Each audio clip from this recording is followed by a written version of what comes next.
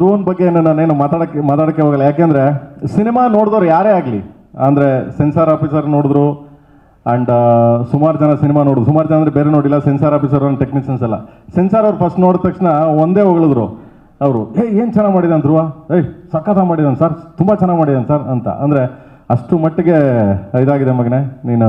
ಎಲ್ಲರೂ ಇಲ್ಲ ಅಂತಕ್ಕಂಥ ಡೆಲ್ಲಿ ಬಾಂಬೆ ಸೆನ್ಸಾರ್ ಆಫೀಸರು ಹೇಳಿದ್ರು, ಹೊರಗಡೆ ನಿಂತಿದ್ದೆ, okay well made this guy is good ಅಂತ. ಗೊತ್ತಲ್ಲ ನನ್ನ ಇಂಗ್ಲೀಷು ಅವ್ರ ಇಂಗ್ಲೀಷು ಸ್ವಲ್ಪ ಅಡ್ಜಸ್ಟ್ಮೆಂಟ್ ಆಫ್ ಇಂಡಿಯಾ ನಡೀತಾ ಇರ್ತದೆ.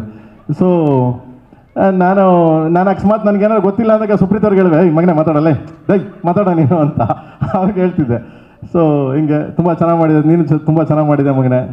ನಾನು ಎಲ್ಲರನ್ನೂ ಹೊಗಳೋದ್ಕಿಂತ ಹೆಚ್ಚಾಗಿ ಸಿನಿಮಾ 30ನೇ ತಾರೀಕು ಬರುತ್ತೆ, ದಯವಿಟ್ಟು 30ಕ್ಕೆ ಬರ್ತಾ ಇದೆ, ಸಪೋರ್ಟ್ ಮಾಡಿ, ಪ್ರೀತಿ ಮಾಡಿ. ಇದು ಕನ್ನಡ ಸಿನಿಮಾ, ಎಲ್ಲದಕ್ಕಿಂತ ಹೆಚ್ಚಾಗಿ ಒಂದು ದೊಡ್ಡ ಸಂಸ್ಥೆ, ತುಂಬ ಫ್ಯಾಷನೇಟ್ ಆಗಿ, ತುಂಬ ಇದಾಗಿ ನಾವು 3 ವರ್ಷ ಕಷ್ಟಪಟ್ಟಿದ್ದೀವಿ ಅನ್ನೋದಕ್ಕಿಂತ ಹೆಚ್ಚಾಗಿ 3 ವರ್ಷ ನಮ್ಮನ್ನು ಅವರು KVN ಸರ್ ಮೇಂಟೈನ್ ಮಾಡಿದಾರಲ್ಲ. ಫಸ್ಟ್ ಆಫ್ ಆಲ್ ಪ್ರೇಮ್ ಅಂದ ತಕ್ಷಣ ಅಯ್ಯೋ ನನ್ನ ಮಗ ಬಜೆಟ್ ಜಾಸ್ತಿ ಮಾಡ್ತಾನೆ ಗುರು, ಅಯ್ಯೋ ವರ್ಷ ಅನ್ಗಟ್ಟೆ ಹೇಳಿತಾನೆ ಗುರು ಅಂತಾರೆ. ಅಂಥದ್ರಲ್ಲಿ ನಮ್ಮನ್ನು ಸಾಕಿದ್ದಾರೆ. So and thank you sir, thank you so much sir. ನಿಮ್ಮ ಬ್ಲೆಸ್ಸಿಂಗ್ಸ್, ನಿಮ್ಮ ಸಪೋರ್ಟ್ ಹೀಗೆ ಇರಲಿ ನನಗೆ. ಆ್ಯಂಡ್ ರಮೇಶ್ ಸರ್ ಬಗ್ಗೆ ಮಾತಾಡೋಂಗಿಲ್ಲ, ಸಿನಿಮಾ ನೋಡೋದ್ಮೇಲೆ ಮಾತಾಡ್ತೀನಿ ರಮೇಶ್ ಸರ್ ಬಗ್ಗೆ. ತುಂಬ ಚಮಕಿದೆ ಸಿನಿಮಾ, ಟೋಟ್ಲಿ ಡಿಫ್ರೆಂಟ್, ಬೇರೆ ಬೇರೆ ಆಯಾಮದಲ್ಲಿ ಹೋಗುತ್ತೆ.